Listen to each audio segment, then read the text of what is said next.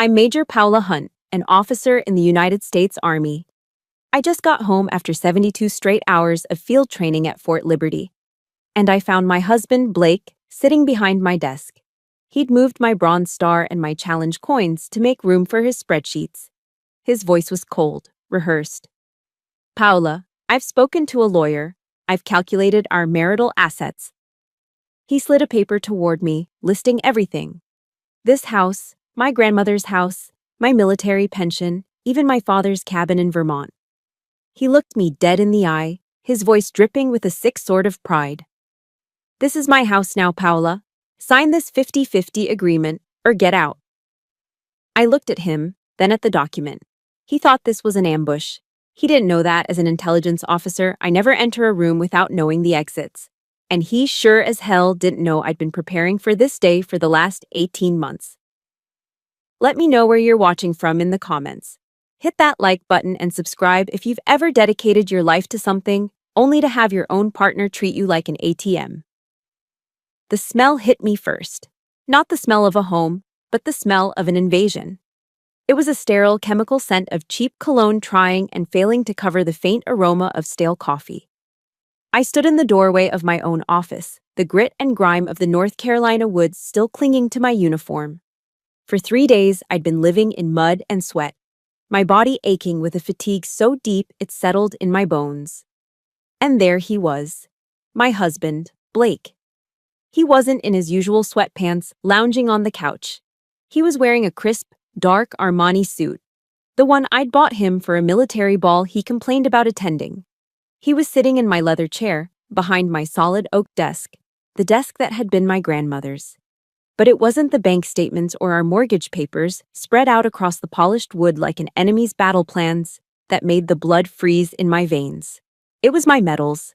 My entire military life, 20 years of service, dedication, and sacrifice, had been unceremoniously shoved aside. He'd swept my Bronze Star, my meritorious service medals, and the heavy custom-minted Challenge coins I'd earned from generals and command sergeants major. He'd just swept them into a messy pile like they were loose change from his pocket, all to make room for his sleek, silver laptop. And then I saw it, the final, unforgivable act of desecration.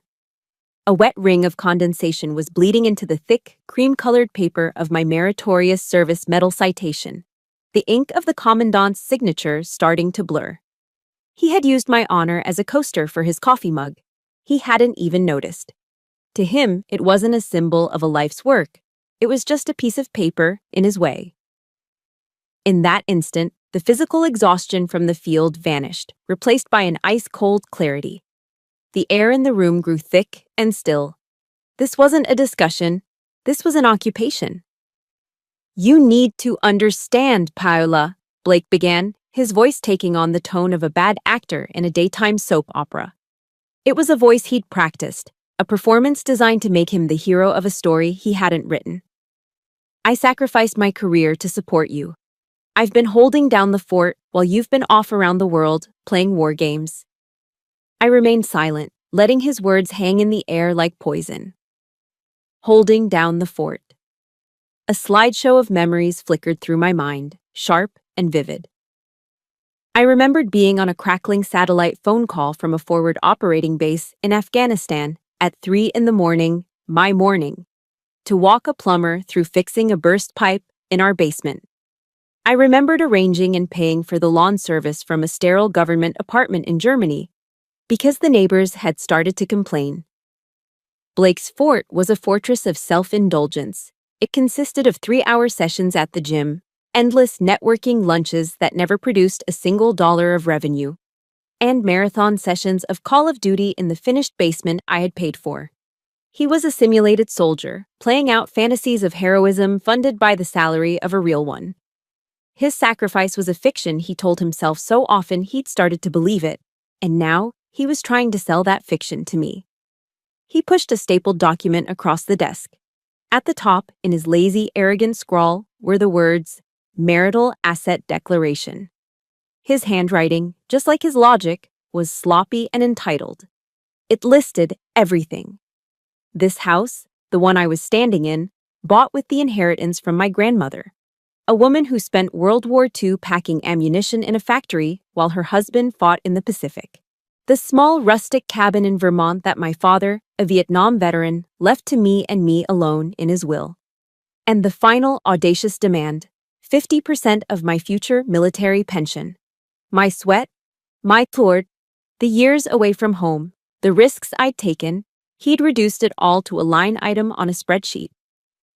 The law is very clear, Paula. 50-50, he said, leaning back in my chair as if he were a king on a throne he'd just conquered. He wasn't just trying to take my money. He was trying to erase my history. He was attempting to sever the legacy of my family, to claim ownership of my 20 years of service, with nothing more than a cheap pen and an absolute deficit of shame. He wanted the spoils of a war he never fought. My eyes fell to the bottom of the last page, to the name of the law firm he'd retained. Thomas Garrett and Associates.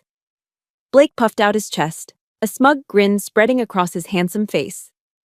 I hired the best in the state, babe. A dry, humorless laugh almost escaped my lips. I knew exactly who Thomas Garrett was. In Fayetteville, North Carolina, you couldn't miss him. His face was plastered on every bus stop bench and every billboard along Bragg Boulevard, promising easy divorces and big settlements. An intelligence officer always does reconnaissance on the opposition.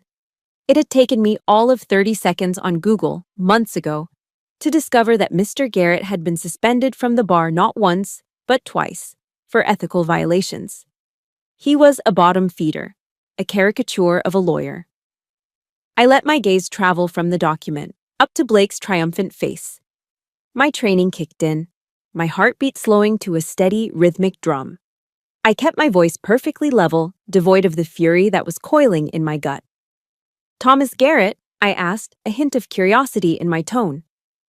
Is that the guy who advertises on the shopping carts at the Food Lion?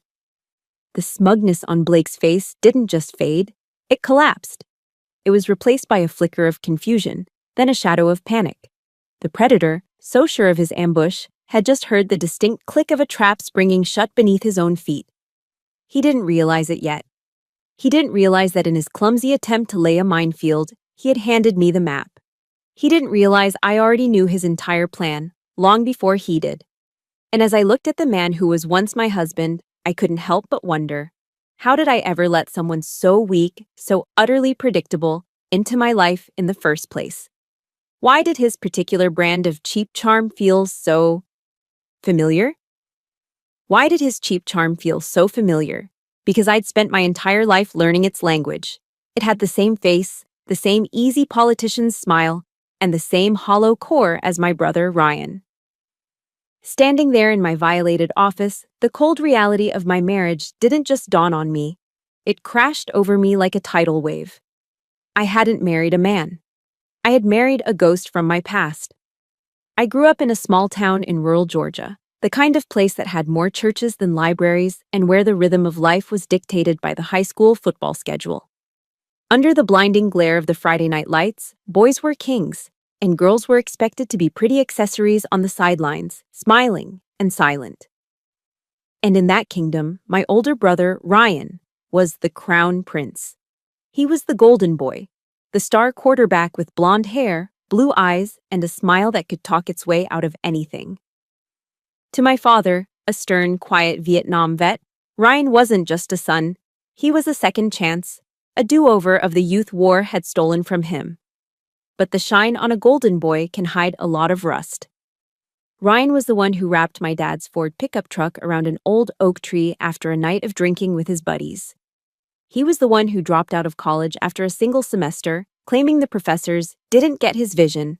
He was the one who burned through tens of thousands of dollars on 3 different surefire business ventures: a smoothie stand, a t-shirt printing company, and some vague import-export scheme. Each time he failed, my father, a man who rarely showed emotion, would just place a heavy hand on his shoulder. "That's all right, son," he'd say, his voice thick with unearned pride. "Failure is just part of the process." And then he would open his checkbook and pay off Ryan's debts, wiping the slate clean once again. And me? I was the invisible daughter, the ghost in the family portrait. I was the one who studied until my eyes burned, earning a full ROTC scholarship to college so my parents wouldn't have to pay a dime. I was the one who graduated with honors, my name called out on a stage my father didn't attend because Ryan had a really important softball tournament that day. I'll never forget the sting of his words when I told him I wanted to join the army. He just grunted from behind his newspaper. "That's no place for a woman," he said, not even looking at me. "Why can't you just stay here and find a good husband? Be more like your brother. Be more like the charming failure who couldn't hold down a job." That was the bar. I remember bringing home a report card with straight A's and 1 B+ in algebra. He'd scowled at the paper. "A B+? What happened here?" he demanded. 2 weeks later, he bailed Ryan out of jail for his third DUI without so much as a lecture. When I was promoted to captain, a milestone I'd worked tirelessly for, his first question wasn't, "Congratulations," but a casual aside to Ryan. "Hey, you think you might need to borrow some money from your sister for that new project of yours?" I spent my entire life trying to impress a man who was impossible to impress, because his eyes were always fixed on his flawed, golden son. The ugliest it ever got was Thanksgiving, 2018. It was the clearest, most painful demonstration of my place in the family. I had just returned from my second deployment to Iraq. I was 15 pounds lighter, hollowed out by the things I'd seen and done, carrying a weight on my soul that had nothing to do with my rucksack. The world felt fragile. I felt fragile. Ryan, of course, showed up 3 hours late to dinner, smelling of last night's bourbon. He breezed in, offered a charming, "Sorry I'm late, folks," and then dropped a bomb in the middle of my mother's carefully prepared feast. He announced with the casual air of someone discussing the weather that he had lost the $50,000 my father had invested in his latest venture, some cryptocurrency scam. The silence was deafening. My mother's face crumpled, and she started to cry softly into her napkin. The air crackled with tension. My father, his jaw tight, slowly pushed his chair back. He stood up, walked over to Ryan, and he hugged him. He pulled my failure of a brother into a tight embrace. "It's okay, son," he said, his voice gentle. "It's only money. We'll figure it out." Then he turned his gaze to me. I was just sitting there, frozen, trying to process the scene. He looked at me, not with sympathy, but with annoyance. "Paula, don't just sit there gawking," he ordered, his voice suddenly hard. "Get in the kitchen and fix your brother a plate of turkey. He looks exhausted." Exhausted. I, who had just spent a year in a war zone, was being told to serve the man who had just set fire to my father's life savings. In that moment, I understood. It didn't matter what I did. I could win a war single-handedly, and my father would still see me as less important than his son's fatigue. And then a few years later, I met Blake. He was charming. He was handsome. He said all the right things, whispering about how he admired my strength, my career, my discipline. He had Ryan's looks, but he seemed to worship the very qualities in me that my family ignored. He was the validation I'd been starving for my entire life. So I fell. Hard. Now, standing in my office, staring at that ugly brown coffee ring on my medal, the illusion shattered into a million pieces. The bitter truth settled in my gut like a stone. I hadn't married a strong man who saw my worth. I had married my brother's reflection. Another parasite who needed to be cared for. Another beautiful broken project I was expected to fix. I had escaped my father's house only to meticulously rebuild it, brick by toxic brick, with my own hands. I hadn't chosen a partner. I had chosen a pattern. If you've ever felt like the invisible one in your own family, if you know what it's like to be the responsible one while someone else gets all the grace, please support this story by hitting the like button and just type, "I see you," in the comments below. Let's show each other that we're not alone. That realization, that cold, hard truth, hurt more than his betrayal. Because his betrayal was just an action. This was about a map of scars I'd been following my whole life, a map that had led me right back to this exact moment of ruin. But a map does more than show you where you've been. It can also show you a way out. A map can show you where you've been, but it can also show you a way out. 18 months ago, I decided to stop following the old, worn-out lines and draw a new one for myself. The decision wasn't made in a moment of anger, but in the quiet hum of tires on asphalt, somewhere on the lonely stretch of I-95 between North Carolina and Georgia. My father was having heart surgery, and I was making the 12-hour drive alone. Blake was supposed to be with me, holding my hand, sharing the driving. But at the last minute, a critical golf meeting had come up. A can't-miss opportunity with some potential investors he'd met at the gym. So, I packed my bag, filled up the gas tank, and drove south by myself, just like I always did. The miles blurred together under a gray, overcast sky. I felt a familiar ache settle deep in my chest. The exhaustion of being the only adult in the room, the only one who showed up. To fill the suffocating silence, I turned on a podcast. It was Brené Brown. Her warm Texas accent filled my car as she talked about the anatomy of trust. She said trust wasn't built in grand, heroic gestures. It was built in the small, mundane moments. The sliding door moments. It's remembering a birthday. It's asking, "How are you?" and actually waiting for the answer. It's choosing to believe your partner's best intentions. And it's never, ever using their vulnerabilities against them.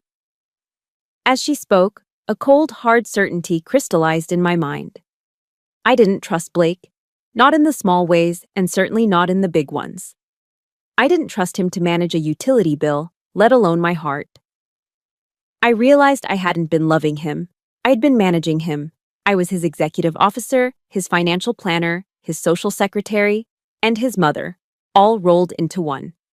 I was constantly running interference, making excuses for him, covering for his inadequacies. I remembered once I'd bought him one of Brown's books, Daring Greatly. I found it a week later on his nightstand, being used as a coaster. He'd laughed when I mentioned it. "You don't need all that self-help crap, baby," he'd said, kissing my forehead. "You've got me." The irony was so thick it was suffocating. My kindness to him wasn't generosity. It was conflict avoidance, and it had to stop.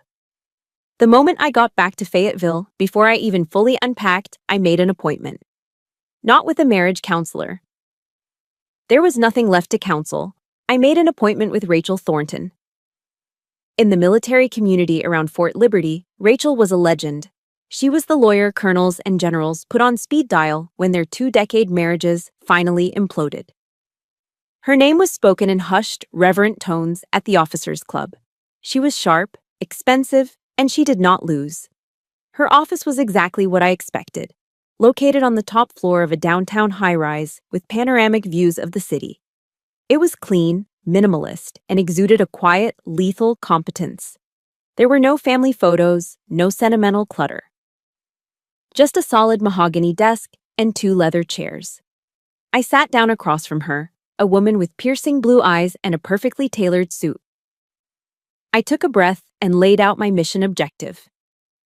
"I'm not looking to file for divorce today, Ms. Thornton," I said, my voice steady. "But I need to prepare for a future conflict. I need to protect everything my family passed down to me, and everything I've bled for in my career." I expected questions, judgment, maybe even pity. Instead, Rachel just gave a slow, deliberate nod. "Major Hunt," she said, a hint of a smile on her lips. "Let's build a fortress." And for the next 6 months, that's exactly what we did.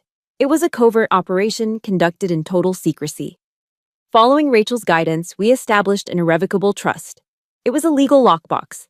I transferred the deed to my grandmother's house and my father's Vermont cabin into it.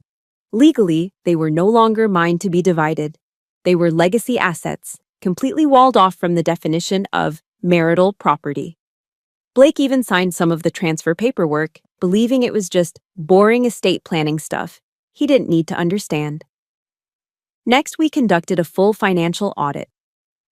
On the advice of the Judge Advocate General's office, the Army's own lawyers, I opened a new private bank account at Navy Federal. My military paycheck was rerouted there. I left our old joint account open, but I only deposited enough to cover the basic household expenses and what I privately called the Blake allowance. A predictable sum of money I knew he would waste on lunches, gadgets, and clothes. He never noticed. He was too busy spending my money to ever question where it came from. The flow of cash was steady enough that the frog never realized the water was slowly starting to boil. The hardest part wasn't the legal maneuvers. It was living a double life. On the surface, I was the dutiful, supportive wife. I smiled through the endless unit Christmas parties and battalion picnics. I patiently listened to his ridiculous business pitches. His latest was a plan to launch a veteran-owned brand of premium tequila, conveniently ignoring the fact that he'd never served a single day in uniform in his life. I would nod, offer vague encouragement like, "That sounds interesting, honey." And then, later that night, I would make a detailed entry in a private journal. Every lie, every broken promise, every dollar wasted. It was all logged, dated, and cataloged. I felt exhausted by the sheer effort of the deception. But underneath the fatigue, a different feeling was growing. A quiet, cold strength. I wasn't a victim waiting for the axe to fall anymore. I was an intelligence officer gathering intel on a hostile target. I was mapping his patterns, his weaknesses, his ego. I was preparing the battlefield long before the first shot was ever fired. Because in my world, you learn a fundamental truth. Victory is never decided in the heat of the final battle. It's won in the long, lonely hours of preparation that come before it. And while Blake was planning his party, I was building my fortress, stone by silent stone. A fortress can be a lonely place. What I didn't realize then was that I was also, unknowingly, building a different kind of army. I had fortified my legal and financial positions, building walls of paper and law to protect my future. But I learned that the strongest walls aren't built by lawyers. They're built by loyalty. And that lesson came at 2 o'clock on a Tuesday morning, 7 months before Blake's ambush. The call came from my mother. Her voice was thin and frayed, a sound I hadn't heard before. "Paula," she whispered, "he's gone." Just 2 words, but they shattered the quiet darkness of my kitchen. My father was dead. The phone slipped from my hand and clattered onto the tile floor. My own legs gave out from under me, and I crumpled, a silent scream caught in my throat. I was suddenly a child again, lost and terrified. The grief was a physical thing, a crushing weight that left me unable to breathe. From the bedroom, Blake emerged, squinting against the dim light from the hallway. He didn't rush to my side. He didn't ask what was wrong. He just stood there, annoyed, running a hand through his perfectly messy hair. "What the hell is all the noise?" he grumbled. Through a wave of ragged sobs, I managed to choke out the words. "My dad. He's gone." Blake didn't move. He just stared at me for a long moment, and then he sighed. It wasn't a sigh of sympathy. It was a sigh of profound, selfish irritation. "Damn it," he said, the words sharp and cold. "I just finalized that fishing trip to the Outer Banks this weekend with the guys. Now the whole thing is shot." He didn't hug me. He didn't offer a single word of comfort. He just turned around, muttering something about how he could never catch a break, and went back to bed. I heard the bedroom door click shut, plunging me back into darkness. I sat there on the cold floor, utterly alone, feeling a cold more profound than any winter night. The man I had promised my life to had just valued a fishing trip over my father's death. I don't know how long I sat there, wrapped in a silence that was louder than any scream. 30 minutes? An hour? The world had stopped turning. Then, through the fog of my grief, I heard a soft, hesitant knock on the front door. I stumbled to my feet, my body feeling heavy and disconnected. Peeking through the peephole, I saw Emma. My best friend. My battle buddy. We'd been through the grueling intelligence officer course together, learning to trust each other in ways civilians could never understand. She was standing on my porch in an old pair of flannel pajama pants and a faded Army PT shirt, her hair a mess. I opened the door, and she just looked at me with her kind, steady eyes. "Your sister called me," was all she said. No awkward questions. No empty platitudes. She just stepped inside, her presence a quiet anchor in my swirling chaos. She walked past me into the kitchen, filled the kettle with water, and put it on the stove to boil. Then she came back and simply sat down on the floor across from me, pulling her knees to her chest. She didn't speak. She didn't try to fix it. She was just there. Her silent, unwavering presence was the only thing that kept me from shattering into a million pieces. The next morning was a blur. I moved through the house like a ghost, mechanically trying to find a flight to Georgia, my mind numb. Blake had been on the phone since sunrise, loudly trying to reschedule his precious fishing trip, his voice echoing with frustration. Around 9, the doorbell rang again. It was Mrs. Chin, my elderly neighbor from across the street. She was a tiny, formidable woman, the widow of a command sergeant major who had fought at the Chosin Reservoir in Korea, one of the Marine Corps' most brutal and heroic battles. She stood on my porch holding a large steaming stock pot. The rich, savory aroma of chicken soup filled the air. "I heard about your father," she said, her Korean accent thick and her voice firm, like a commander giving an order. "You need to eat. Soldier cannot fight on an empty stomach." She pushed the heavy pot into my hands, her dark eyes looking straight into mine. It wasn't a look of pity, but one of fierce, protective love. It was the look of someone who understood loss, who understood duty. Behind me, in the living room, Blake was laughing into his phone, finally having secured a new date for his trip. The contrast was so jarring it made me physically sick. A week later, I returned from the funeral, my heart a hollow space in my chest. I walked into a house that felt different. It was clean, spotless. Emma had come over and done everything: the laundry, the dishes, even wiped down the countertops. On my front porch, there were 2 frozen casseroles in aluminum pans with a note taped to the top in Mrs. Chin's neat handwriting: "Heat at 350. Eat." And on my clean kitchen table, there was a small bouquet of white lilies and a card. It was from my lawyer, Rachel Thornton. It wasn't a generic sympathy card from a Hallmark store. It was a handwritten note on her professional letterhead. It said, "Paula, take your time. The fortress is secure. We have your 6." That's when I finally understood. Blake, my father, my brother. They might be my blood. But they were not my family. My family, my real family, was a retired soldier who knew the power of just showing up, a war widow who knew that soup was a weapon against despair, and a shark of a lawyer who understood that loyalty was the ultimate legal defense. They were my squad. With them guarding my flank, I felt ready for anything. I was prepared legally. I was supported emotionally. And right on cue, the enemy began his clumsy advance. My squad was in place. My fortress was secure. My emotional defenses were reinforced. And right on cue, the enemy began his clumsy advance. His intelligence operation, as I privately called it, began about a month before the ambush. And it was as subtle as a tank crashing through a garden party. His first move was a clumsy frontal assault on my family. My mother called me, her voice tight with a fury I knew all too well. She was a Georgia bulldog in human form, a tough Southern woman who had been a military wife for 30 years and could smell nonsense from a mile away.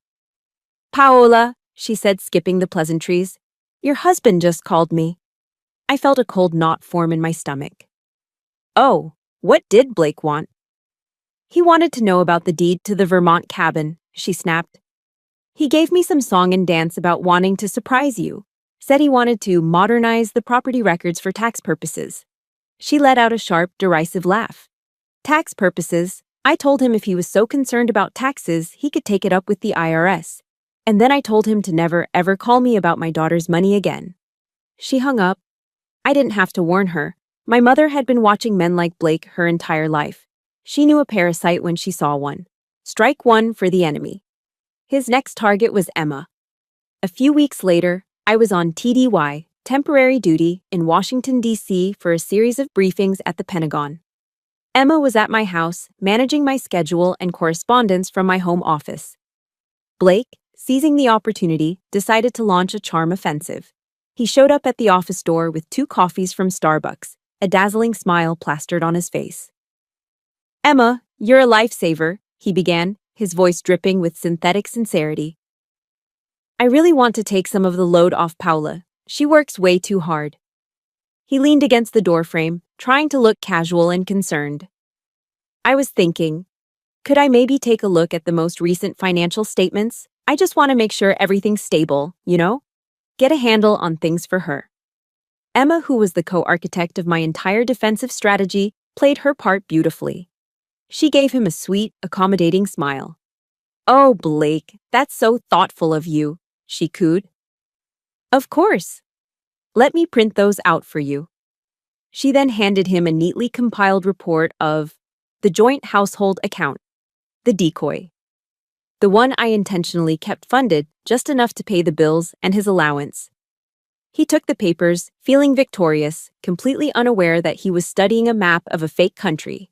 Strike two. But his final move, the one that sealed his fate, wasn't just clumsy. It was arrogant. It was stupid. It was the act of a man so blinded by his own entitlement that he couldn't see the cliff edge right in front of him. I was reviewing my monthly statements online when I saw it. It was on my military Star Card account. Now, for those who don't know, the Star Card is a line of credit exclusively for service members and their families. You can only use it on military installations, at the PX for a new uniform, at the commissary for groceries, or at the on-base gas station. It's a part of the ecosystem of military life. My statement was always the same boring list: gas, groceries, a haircut at the base barber. But there, sandwiched between a $14.50 charge for a coffee at the Green Beans and a $70 grocery run, was one glaring, impossible charge. A single payment of $5,000 made out to Garrett and Associates. He had paid the retainer for his divorce lawyer with my military credit card. He had taken a tool, a privilege, earned through my own service and sacrifice, and turned it into the very weapon he intended to use against me. The audacity of it was breathtaking. It was more than theft. It was a profound act of disrespect, a contamination of my professional world with his personal greed. I picked up my phone and called Rachel Thornton. I explained the charge, my voice a flat monotone. There was a moment of silence on the other end of the line, and then Rachel burst out laughing. It wasn't a small chuckle. It was a deep, unrestrained, victorious laugh. "Oh, Paola," she finally said, catching her breath. "This isn't a legal battle anymore. This is a public execution. He just handed us a signed confession of felony fraud. The man is a walking, talking gift to our case."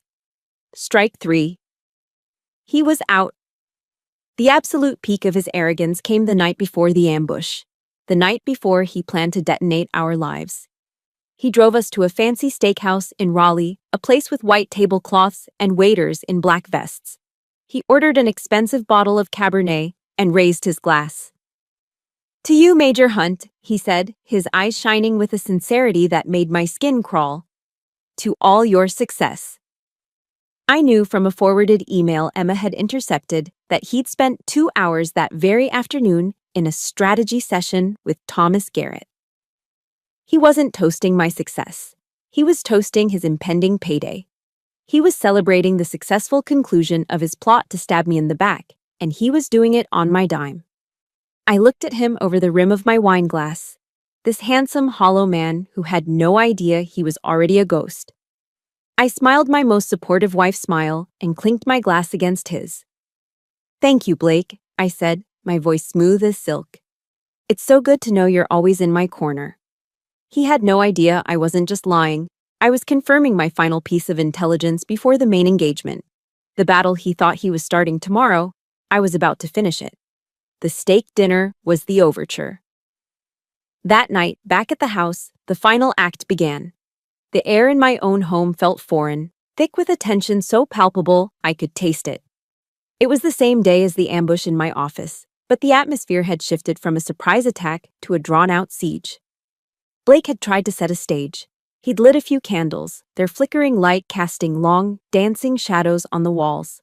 But no amount of candlelight could mask the greasy, cloying smell of cheap Chinese takeout. I walked into the dining room, and my breath caught in my throat. He was serving dinner.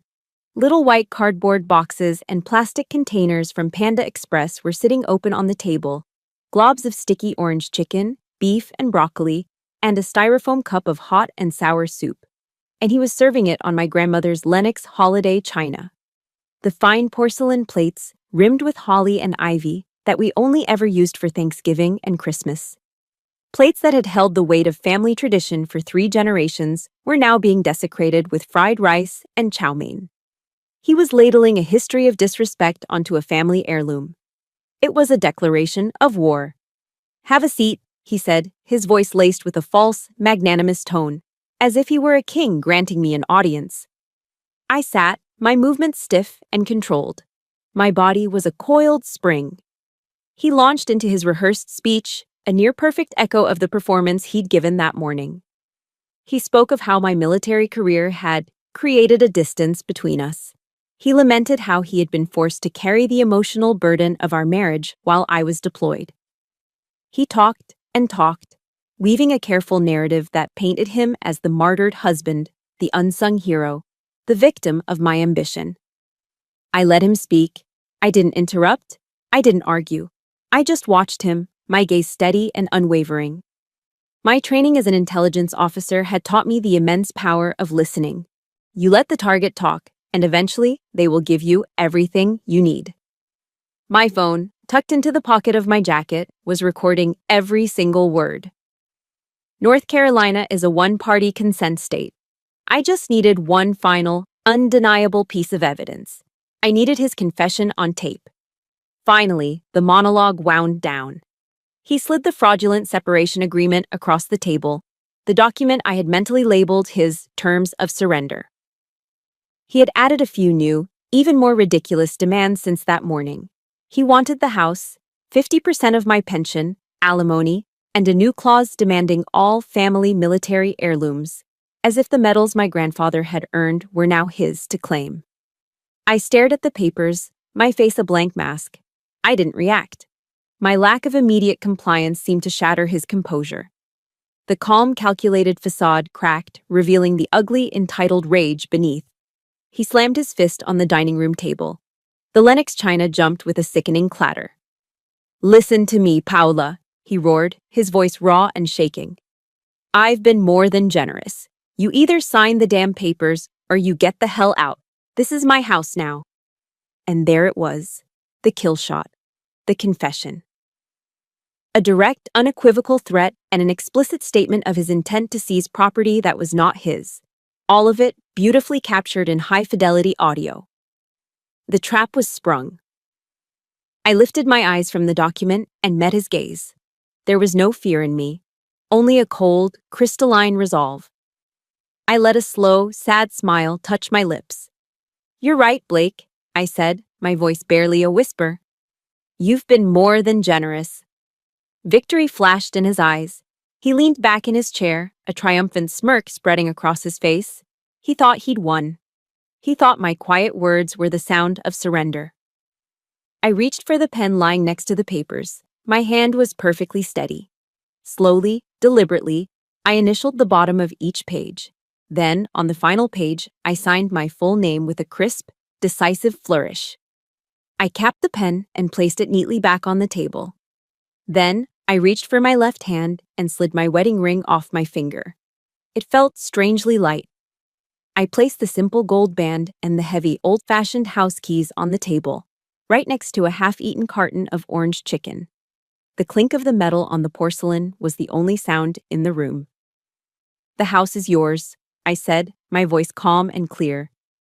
"If you believe that sometimes the strongest move is the one nobody sees coming, hit that like button.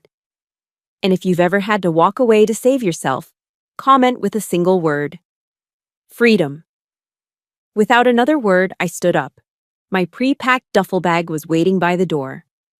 I picked it up, swung it over my shoulder, and walked out of my grandmother's house. I didn't look back. I left him there, frozen in his chair, a look of stunned, idiotic triumph on his face, surrounded by the ruins of a victory he hadn't actually won. He thought he was watching me retreat.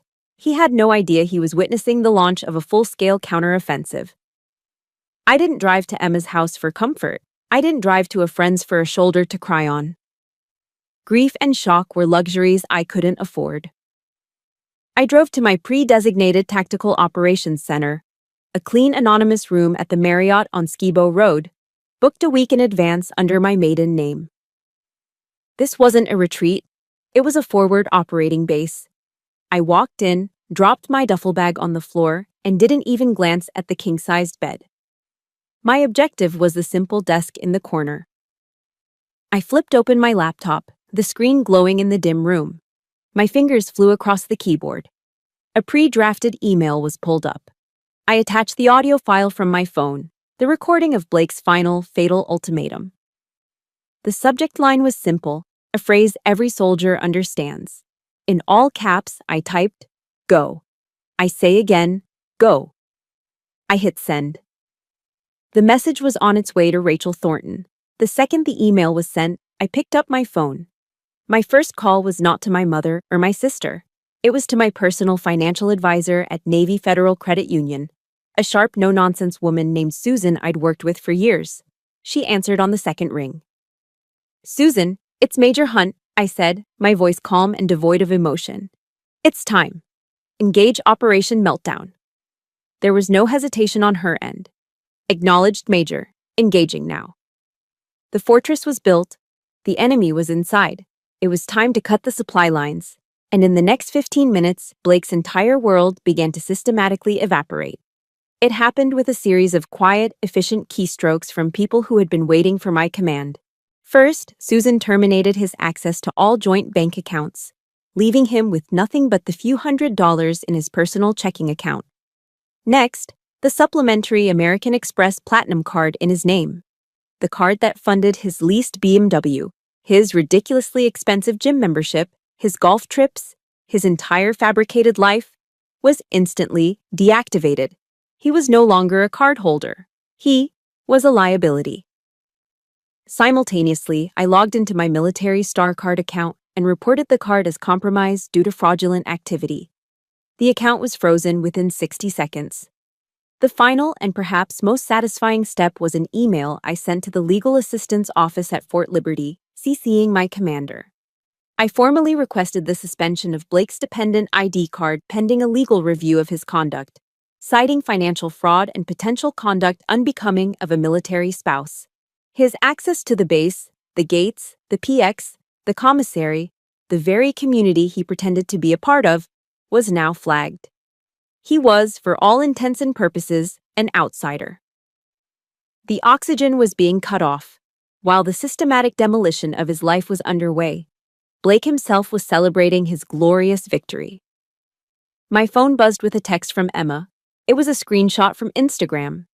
There he was, in my living room, feet propped up on my grandmother's cherry wood coffee table.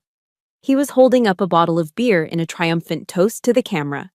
The caption beneath the photo was a masterclass in narcissistic delusion. Finally cleared out some negative energy tonight. Onwards and upwards.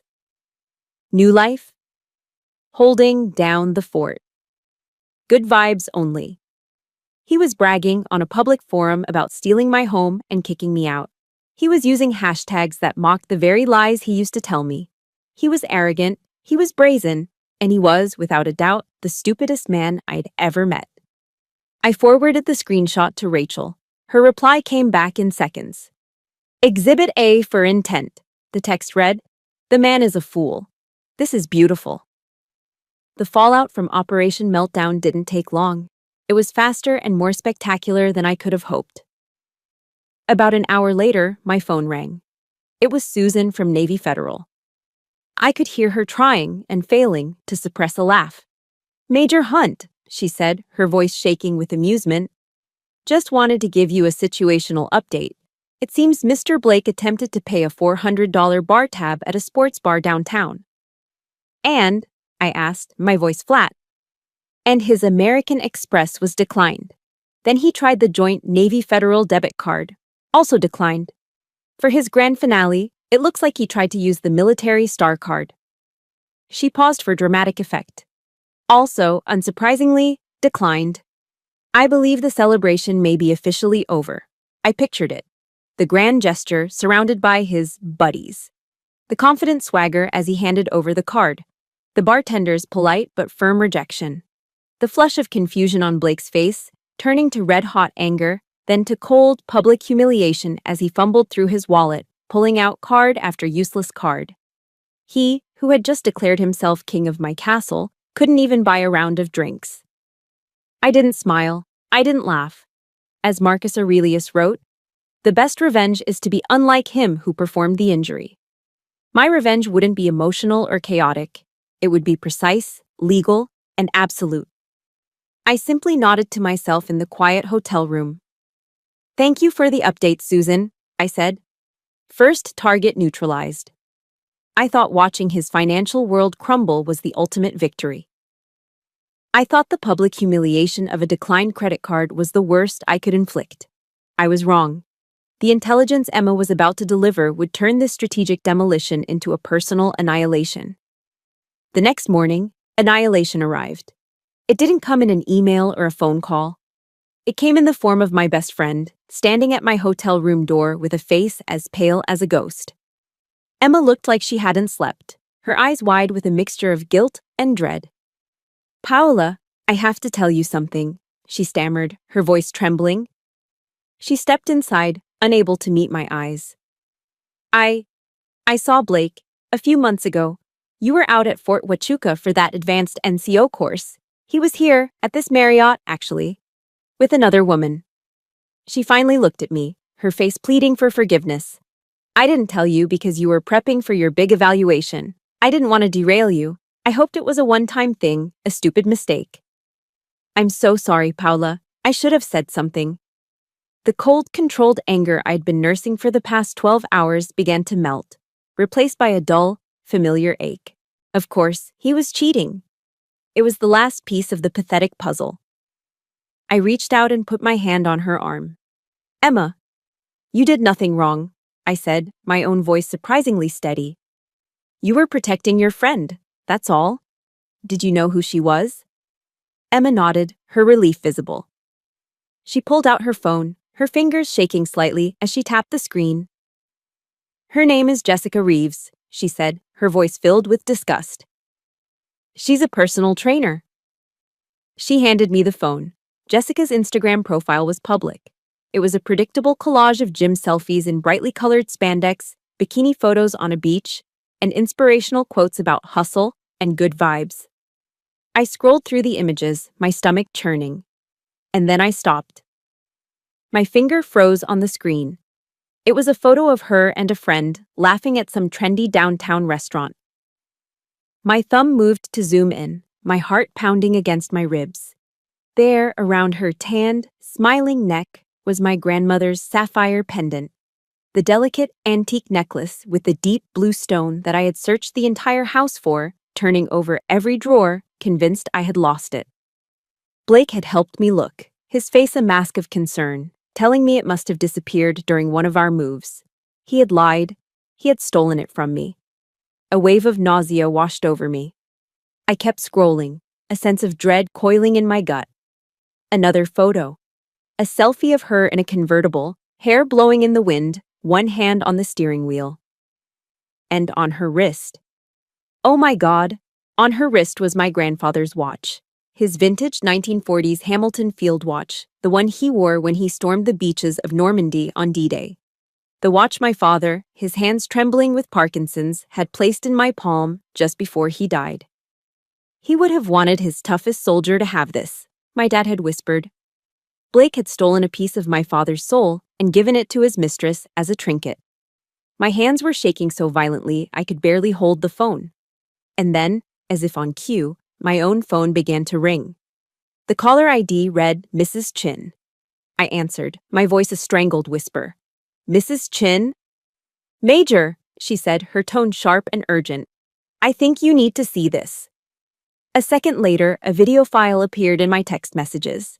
I clicked on it. It was footage from her front door security camera, time-stamped the previous week while I was in D.C. The video was clear as day. A late-model white Mustang, Jessica Reeves's car from her Instagram photos, was parked in my driveway. The footage showed Blake and Jessica walking in and out of my house, laughing, holding hands. At one point, Blake came out carrying one of my mother's antique jewelry boxes, and he placed it in the trunk of Jessica's car. The rage that exploded inside me was pure white heat. It burned away the shock, the grief, everything. He hadn't just cheated on me in my bed. He hadn't just lied to me. He had brought his mistress into my home, my grandmother's home, and together they had picked through the sacred relics of my family like vultures scavenging a corpse. He had conspired with her to steal my history, piece by precious piece. Within an hour, the full intelligence picture was assembled. Blake wasn't just a lazy, narcissistic leech. He was a philanderer. He was a thief. This wasn't a spontaneous act of greed. It was a long-term, calculated campaign of betrayal. He had been systematically looting my life and my legacy to finance and impress his affair, all while simultaneously plotting to legally steal everything that remained. The anger inside me cooled, hardening from a raging fire into a solid block of ice. This was no longer a divorce, it was a pest extermination. I picked up the phone and dialed Rachel Thornton. "Rachel, it's Paula," I said. "It's worse." I told her everything. The affair, the stolen jewelry, the watch, the security footage. I emailed her the Instagram photos and the video file from Mrs. Chin. I didn't cry. My voice was as cold and flat as a steel plate. When I finished, there was a long pause on the other end of the line. Then Rachel spoke, and her voice was no longer the voice of a lawyer. It was the voice of an executioner. "Send me everything," she commanded, her tone like flint striking steel. "Every photo, every video, every text.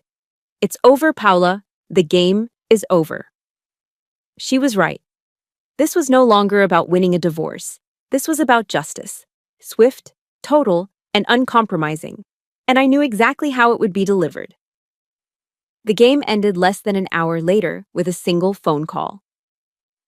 Rachel dialed Thomas Garrett's office from her sleek mahogany desk, and she put him on speakerphone for me to hear.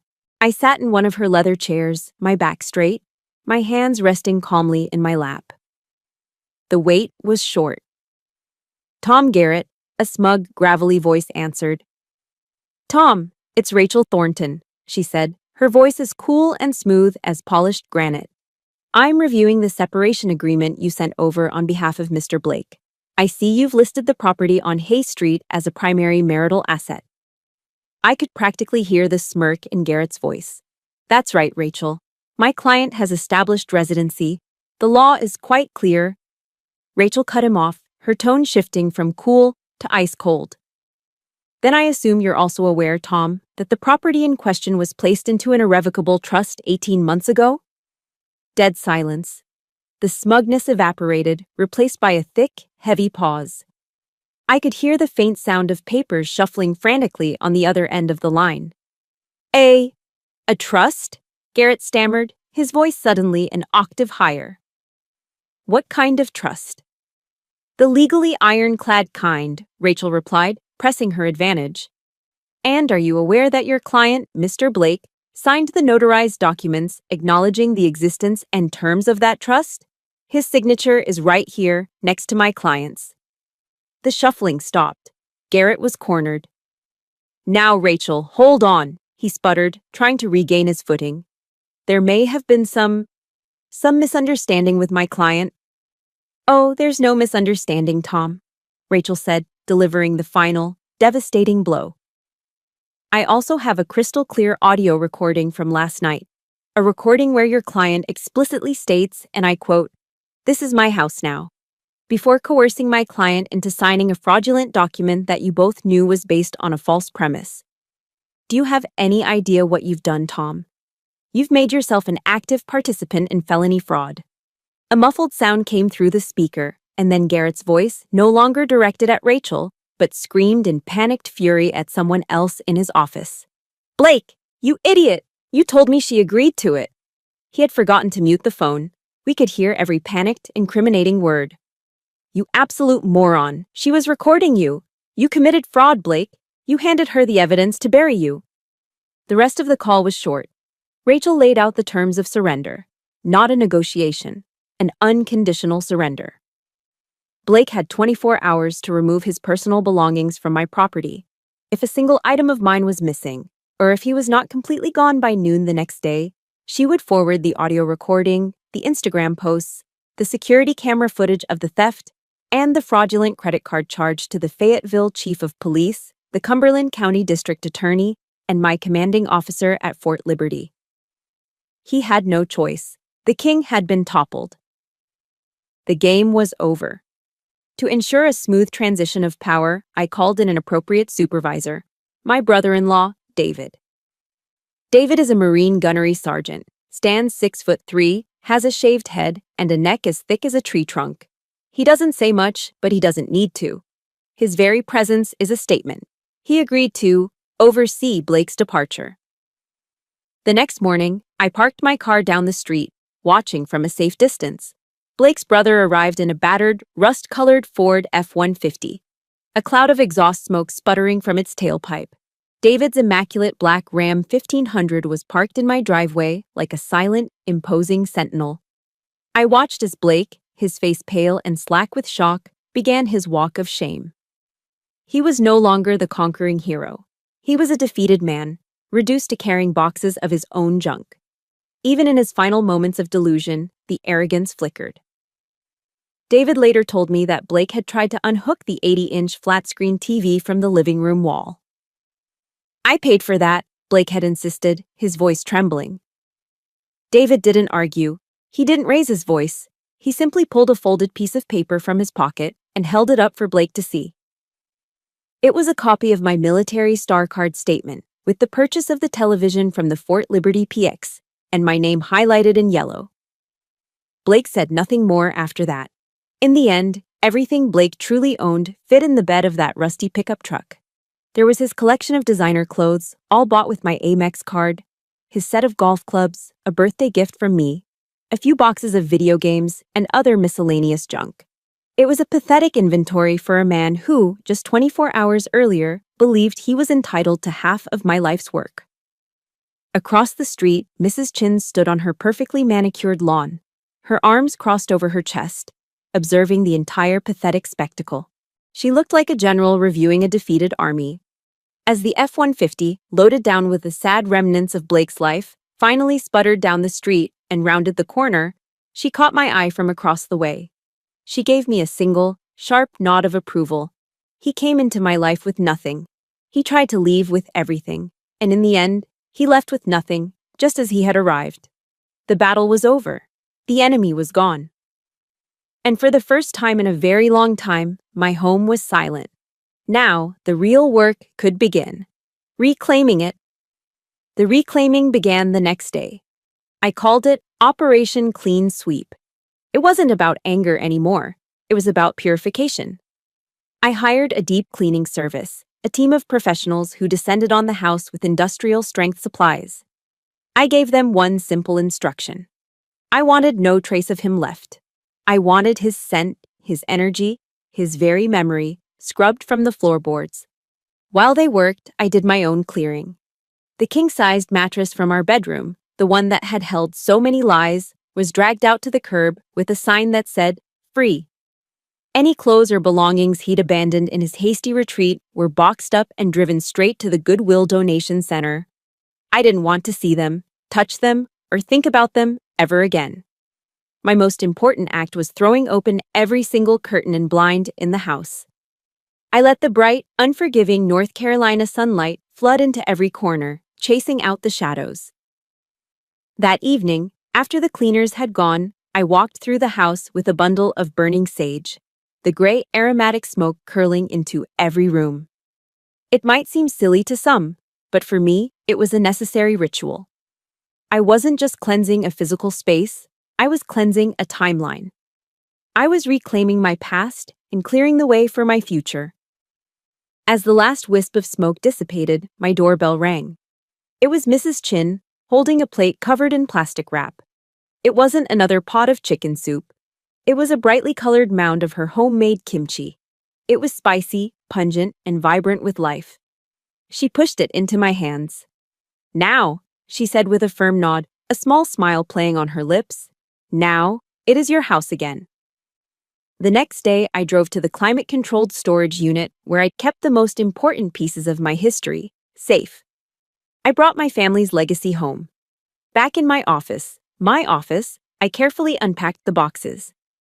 I took out my meritorious service medal citation, the one Blake had used as a coaster. With a soft, damp cloth, I gently dabbed at the faint, brown ring until the last trace of his disrespect was gone. Then, I hung it back on the wall, in its rightful place. Next to it, I hung my bronze star.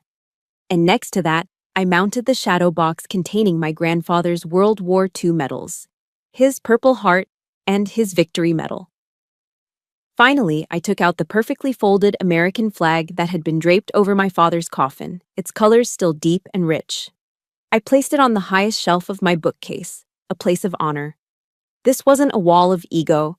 This was a wall of sacrifice, a testament to a family line of service, of duty, of honor. This was what Blake had tried to steal. This was what I had fought to protect. This was the foundation of my fortress. That night, for the first time, I sat alone in my office and felt no need to fill the quiet. The silence in the house was immense. Before, that same silence had always been a warning. It meant Blake was sulking, or hiding something, or plotting. It was a silence filled with tension, a prelude to a storm. But now it was just peace. It was the sound of my own breathing, the hum of the refrigerator, the gentle rustle of leaves outside my window. It was the sound of safety. My grandmother used to quote the Bible to me when I was a girl. Her favorite verse was from the Gospel of John. "And you will know the truth, and the truth will set you free." I never fully understood the depth of those words until that moment. The truth she spoke of wasn't just some grand spiritual concept. It was the cold, hard, verifiable truth of bank statements, the legally binding truth of trust documents, the undeniable truth of a secret audio recording. The truth wasn't an idea. It was evidence, and that raw, unvarnished truth was what had finally, truly, set me free. A month later, what was left of Blake's world had completely imploded. I heard through the grapevine that Jessica Reeves had seen the Instagram comments flooding his celebratory post, discovered the truth about his financial situation, and had very publicly blocked him on all social media. With no money and no prospects, he had been forced to move back home, into the basement of his mother's house. I decided it was time for a celebration of my own. Not a loud, boisterous party, but a quiet dinner to honor my real family. My guests were a small, formidable group: Rachel, Emma, Mrs. Chin, and my younger sister, who had driven up from Georgia. There was no cheap beer. Instead, we opened a bottle of the best Cabernet Sauvignon I could find. We sat around my dining room table, the Lenox china gleaming under the warm light. This time, it held a meal cooked with love. At the end of the night, Rachel raised her glass. Her eyes, usually so sharp and analytical, were soft. "To Major Paula Hunt," she said, her voice clear and strong, "who has proven that the greatest victory is not in the destruction of the enemy. It is in holding your own ground so firmly, so intelligently, that you force them to destroy themselves with their own flawed tactics. To the fortress." To the fortress. We all echoed, our glasses clinking together. I looked at the faces of these incredible women, my squad, my true family. They were the architects of my freedom. And in that moment, sitting in my grandmother's house, surrounded by my chosen family, I knew my future would not be defined by what I had torn down, but by the beautiful, strong, and peaceful life I was now free to build. Thank you for following my journey to this new dawn. My war is over, but I know many of you might be in the middle of your own battles. If I've learned anything, it's that your value is never determined by those who try to diminish you, and your real squad, your real family, are the ones who show up when the world walks out. If you believe in the power of truth and resilience, please consider this channel your own fortress. Hit that like button to show your support and subscribe to become part of our community. Share this story with anyone who needs to hear that they have the strength to reclaim their peace. You are not alone.